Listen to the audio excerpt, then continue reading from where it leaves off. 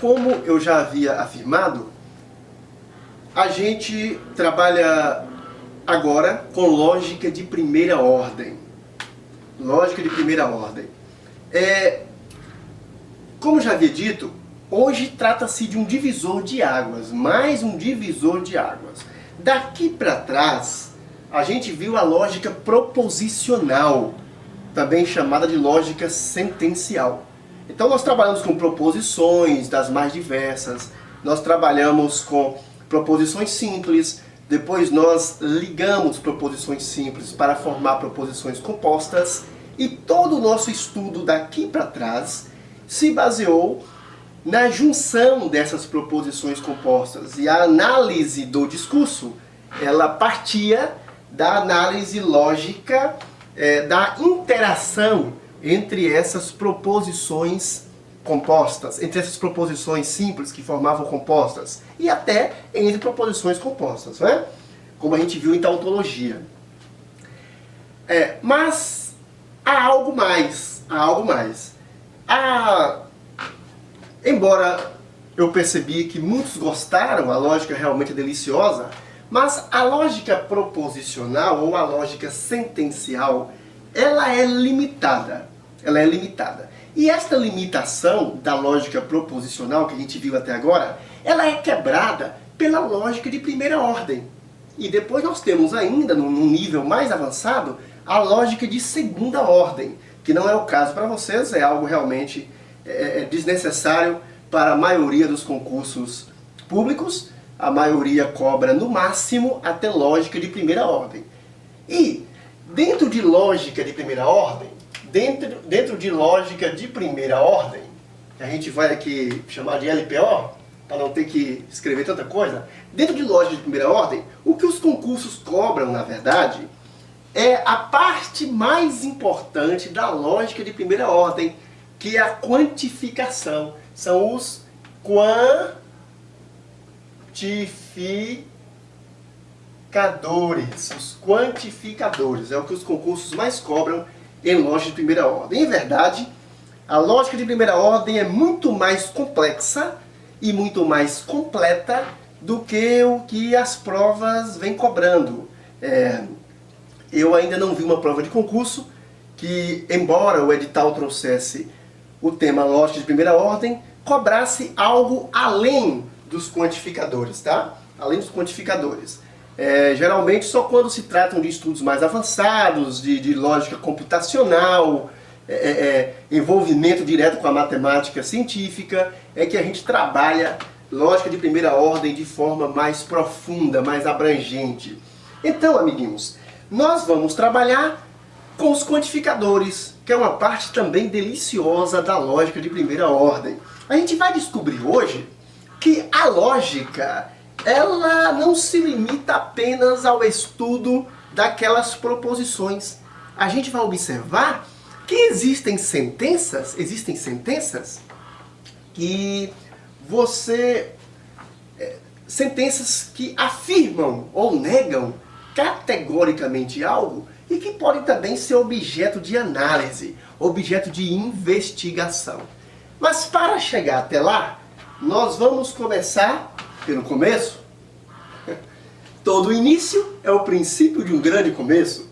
Então a gente vai começar o tema quantificadores. Eu até coloquei aqui um título no slide: as afirmações categóricas e os quantificadores. As afirmações categóricas e os quantificadores. Lá no meu livro nós temos isto aqui como tema, não sei mais qual é o capítulo, daqui a pouco eu pego e mostro, mas há um capítulo especial sobre a lógica de primeira ordem, embora, como eu já disse, no livro eu não trago o nome lógica de primeira ordem, justamente porque a gente a gente vê basicamente em prova os quantificadores. Então no livro você vai ver assim, as afirmações categóricas e os quantificadores, ok? Então nós vamos trabalhar com quantificadores. No início, sempre a aula introdutória de um novo tema, ela é uma aula bem mais tranquila, e eu sempre peço a vocês que não negligenciem, que não menosprezem, não deixem de lado este iniciozinho de cada tema só por parecer muito fácil, tá? Não deixe de lado, tentem aproveitar ao máximo essas informações que parecem menores, mas que em verdade serão bases para a compreensão do que está por vir.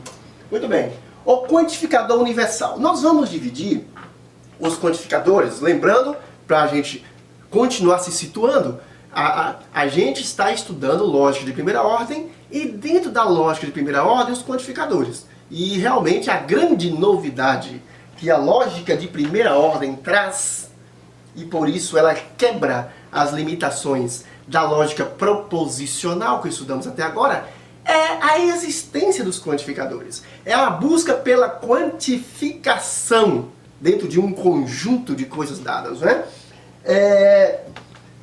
E nós temos então dois quantificadores, o quantificador universal e o quantificador existencial.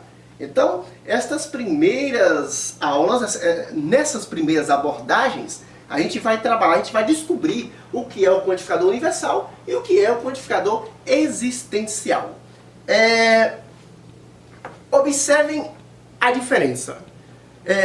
Abandonando a construção de proposições compostas, eu poderia dizer assim: todo brasileiro gosta de futebol. Ora, quando eu digo todo brasileiro gosta de futebol, eu estou usando uma quantificação. Eu estou dizendo que dentro deste conjunto de brasileiros, todos os elementos pertencentes a este conjunto gostam de futebol.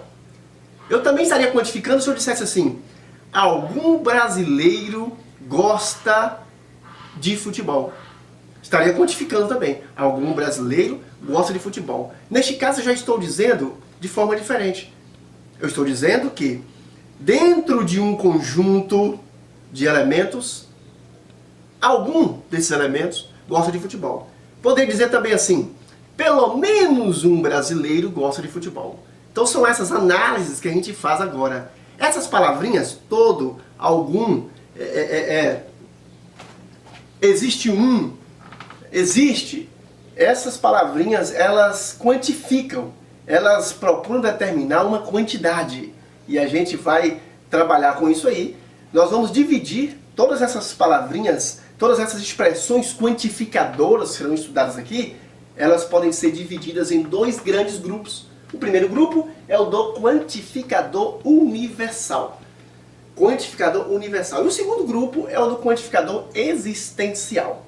O quantificador universal, observe o próximo slide, ele é representado por esse símbolo aqui, olha. Você vai encontrar sempre esse símbolo, já é tradição.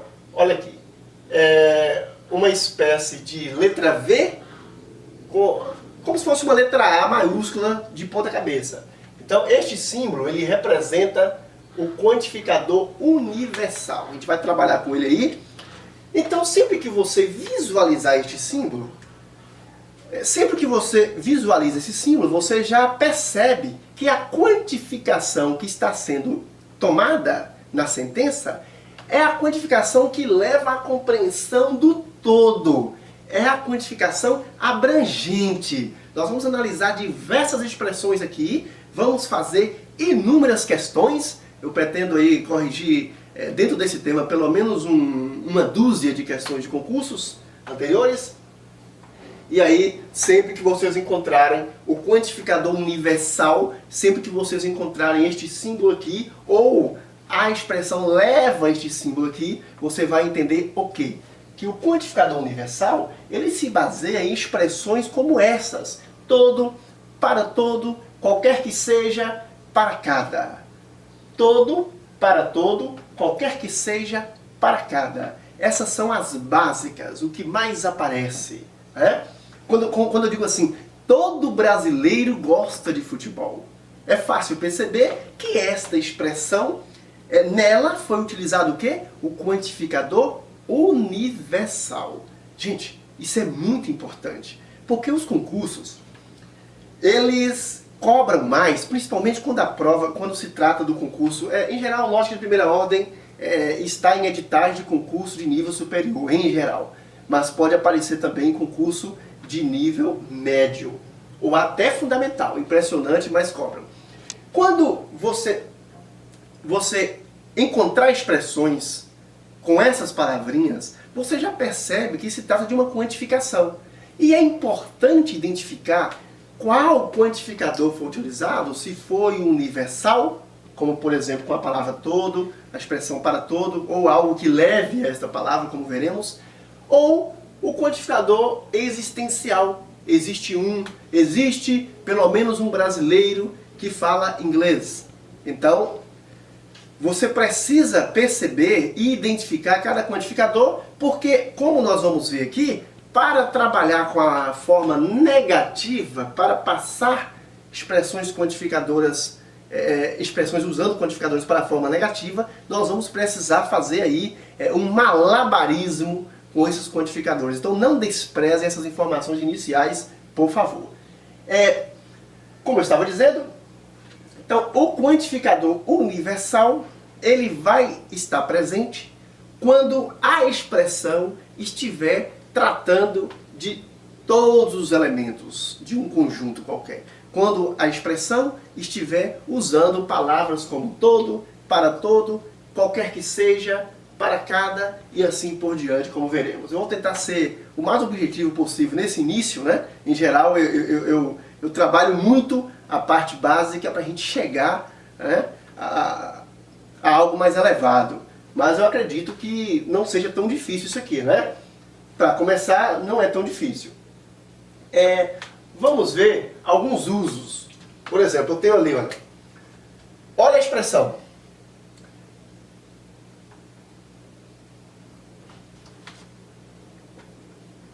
A gente vai aprender a ler essas expressões.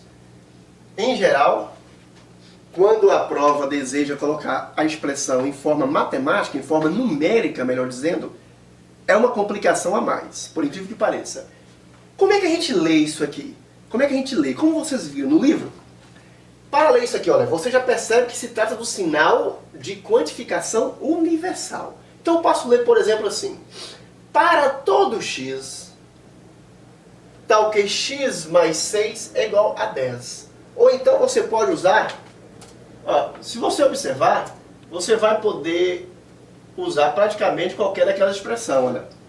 Qualquer que seja x, fica melhor, né? Qualquer que seja x, x mais 6 é igual a 10. Aí eu pergunto, esta expressão é verdadeira ou falsa? Claro, a gente continua trabalhando com lógica. Se a gente continua trabalhando com lógica, ou é verdadeiro ou é falso, né? Não há outra situação. Salvo exceções mais avançadas que não para passar aqui para vocês, tá? Não é o caso. Vejam bem. Qualquer que seja x, x mais 6 é igual a 10. Isso é verdade, pessoal? Claro que não. Não é qualquer que seja x, x mais 6 é igual a 10. Esta expressão é falsa. Para que x mais 6 seja igual a 10, para que essa pequena equação aqui seja satisfeita, x precisa ser igual a 4. Então não é qualquer que seja x, x mais 6 igual a 10. Então esta expressão é falsa. Fácil julgar isso aqui, né? Essa expressão é falsa. Qualquer que seja x, x mais 6 igual a 10. Claro que isso é falso. Observem. A outra expressão, nós temos aqui. Qualquer que seja x, x elevado a 0 é igual a 1. E aí, essa expressão é verdadeira ou falsa? Qualquer que seja x, x elevado a 0 é igual a 1. Aí é que muita gente se engana. Esta expressão também é falsa. Não é qualquer que seja x, x elevado a 0 igual a 1. Mas, professor, todo número, toda base elevada ao expoente 0 é igual a 1.